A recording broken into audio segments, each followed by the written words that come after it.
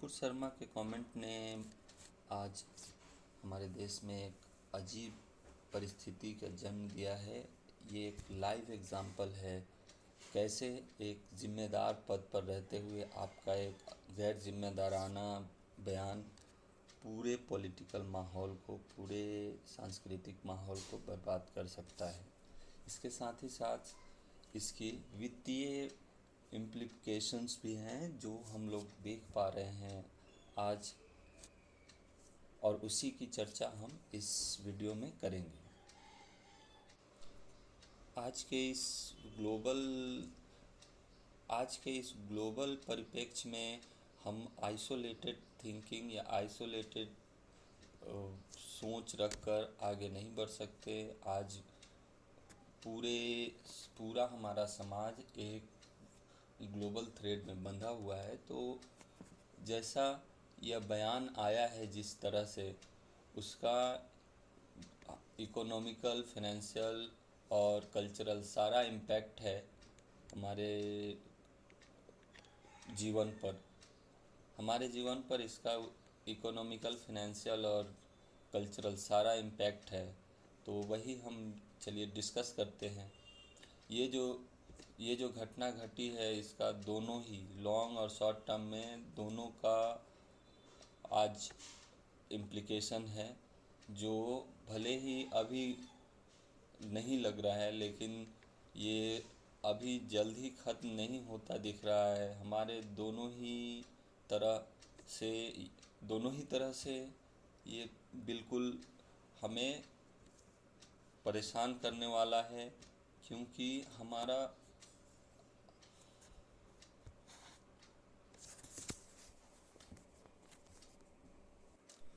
यूँ तो दोस्तों इसका ओवरऑल इम्पैक्ट है हमारे लाइफ पर, both inside India and outside. लेकिन जो फाइनेंशियल इम्पैक्ट है वो मुस्लिम वर्ल्ड से जो आ रहा है उसमें, तो इस तरह से देखें दोस्तों तो सामने के कुछ स्लाइड्स में आइए दोस्तों हम देखते हैं फटाफट। ये मैं दिखाता हूँ कैसे ये सिचुएशन पैन हो रहा है आज के परिप्रेक्ष्य में। पहला, millions of Indians live and work and it forms the biggest chunk of remittances to India. Yes दोस्तों, हमारा जो डॉलर आता है गल्फ़ कंट्रीज से, वो रेमिटेंसेस बहुत बड़ा है। अराउंड इसका साइज़ और कल्चरल टाइज जो गल्फ़ कंट्रीज से इंडिया का है, उसमें बहुत सारे भारतीय वहाँ नागरिक के रूप में रहते हैं, अपना व्यवसाय चलाते हैं, तो उनका व्यवसाय अभी खतरे में है। Indians make up more than third of UAE's population. In the Gulf, there are 89 lakhs Indian citizens. Yes दोस्तों, 89 लाख, ये देखें तो किसी छोटे मोटे देश की लगभग पॉपुलेशन के बराबर है। तो इन भारतीयों जो ये रह रहे हैं वहाँ, उनके जीवन को ये बहुत बड़े तौर पर प्रभावित कर रहा है आज का एक गैर जिम्मेदाराना बयान।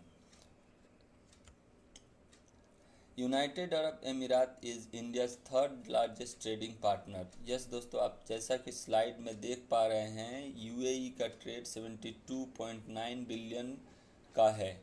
इसमें Saudi Arabia 42.9, Iraq 34.3, Qatar 15.0, Kuwait 12.2।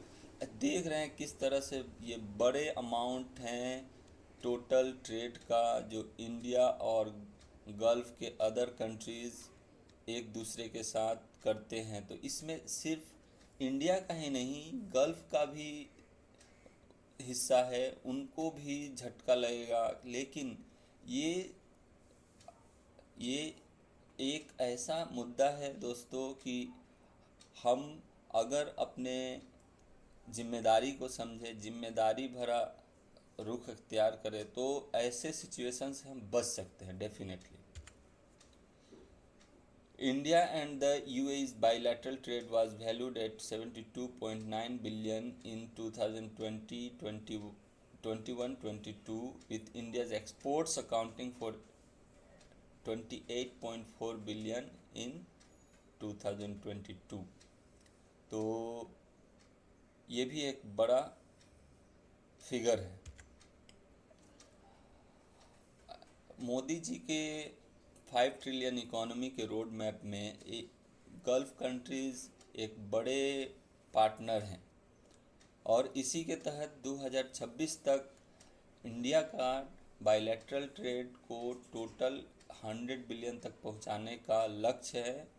तो इस लक्ष्य को दोस्तों बहुत बड़ा झटका लगा है इस घटना से।